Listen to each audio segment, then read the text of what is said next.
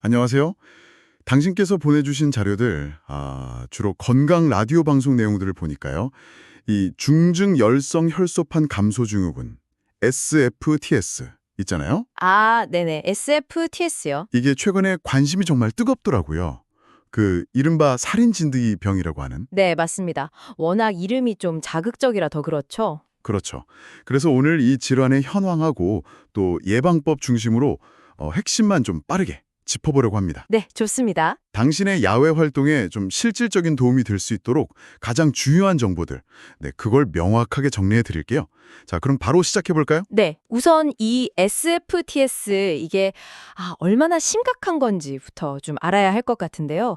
자료를 보니까 국내 치명률이 무려 27%라고요. 네, 맞아요. 이게 상당히 높은 수치입니다.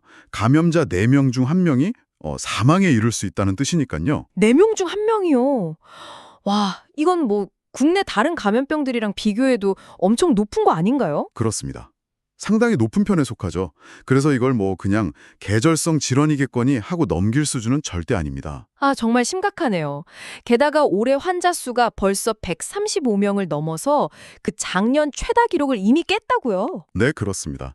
지금 확산 속도가 좀 예사롭지 않은 건 사실이에요. 이게 왜 이렇게 빨리 퍼지는 걸까요? 뭔가 이유가 있겠죠. 네, 바로 그 확산 경로를 좀 주목해 봐야 하는데요.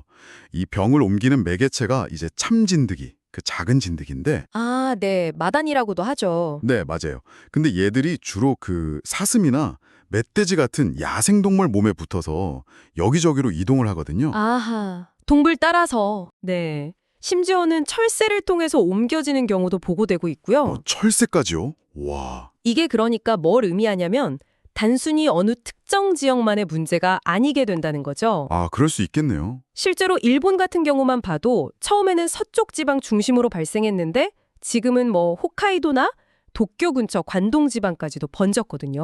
홋카이도까지요? 네. 그러니까 우리나라도 사실상 뭐 전국 어디든 이제 완전히 안전지대다 이렇게 말하기는 좀 어려운 상황이라고 봐야 합니다. 전국 어디든 위험할 수 있다니 이거 정말 방심하면 안 되겠는데요? 그럼 만약에 감염되면 어떤 증상들이 나타나나요? 잠복기가 있다고 들은 것 같은데. 네, 맞습니다. 보통 진드기에 물리고 나서 바로 나타나는 건 아니고요. 한 6일에서 2주 정도 이전구 잠복기를 거칩니다. 6일에서 2주요? 네, 그 후에 이제 갑작스럽게 열이 확 오르고요. 고열이죠. 그리고 심한 두통, 또 구토나 설사 같은 소화기 증상이 흔하게 나타납니다. 약간 몸살 감기 같은 느낌일 수도 있겠네요. 초기에는 그렇게 느낄 수도 있는데 훨씬 더 심각하게 진행될 수 있어서 주의해야 합니다. 치료는 좀 어떤가요? 백신이 있으면 참 좋을 텐데 말이죠. 그게 참 안타까운데요. 아직 SFTS를 예방할 수 있는 백신은 개발된 게 없습니다. 정말요? 네. 일본에서 개발된 아비간이라는 약이 있어요. 이게 항바이러스제인데, 그러니까 바이러스 증식을 좀 억제하는 네네. 그 약이 일부 효과를 보여서 쓰이고는 있습니다만 이걸 뭐 근본적인 치료제라고 보기는 좀 어렵고요. 그럼 결국엔 결국 현재로서는 진드기에 물리지 않는 것, 즉 예방이 최선이다 이렇게 말씀드릴 수밖에 없어요. 백신도 없고 확실한 치료제도 없다니 결국 예방이 전부라는 말씀이시네요. 그럼 어떻게 해야 이 진드기로부터 스스로를 지킬 수 있을까요? 가장 좀 효과적인 방법 뭐가 있을까요? 역시 뭐 가장 중요하고 확실한 건 진드기한테 물릴 기회를 아예 안 주는 겁니다. 그렇죠. 안 물리는 게 최고죠. 네. 야외 활동하실 때 특히 뭐 풀숲이라든지 산길 같은 데 가실 때는 반드시 긴 소매 옷 그리고 긴 바지를 입으셔서 피부 노출을 최소화하시는 게 중요하고요. 네, 긴 옷. 그리고 옷으로 가려지지 않는 부분 있잖아요. 뭐 목덜미나 손목 같은 곳. 이런 데나 아니면 옷 위에다가 진드기 기피제를 꼭 뿌려주시는 게 좋습니다. 기피제도 필수군요. 네.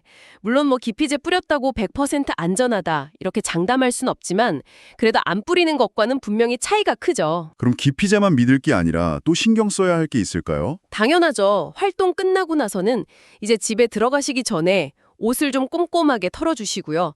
그리고 바로 세탁하는 게 안전합니다. 바로 세착. 네. 그리고 샤워하시면서 특히 그 귀 뒤나 목덜미, 겨드랑이, 또 무릎 뒤쪽 같이 좀 접히는 부분이요. 네네, 잘 안 보이는 곳들. 맞아요. 그런 곳에 진드기가 숨어들기 쉬우니까 꼼꼼하게 확인하는 습관이 정말 중요합니다. 그렇군요. 특히나 어르신들이나 뭐 당뇨, 심장질환 같은 기저질환 있으신 분들은 감염되면 훨씬 더 위험할 수 있거든요. 아, 고위험군이네요. 네, 그래서 주변에서도 좀 더 관심을 가져주실 필요가 있습니다. 네, 정리를 좀 해보면요. 이 SFTS라는 병은 치명률이 27%로 굉장히 높고 위험한 질병이고 또 올해는 역대 최다 환자가 나올 만큼 빠르게 퍼지고 있다는 거죠. 네, 그렇습니다. 그런데 백신이나 확실한 치료법이 없으니까 결국 예방이 무엇보다 중요하다.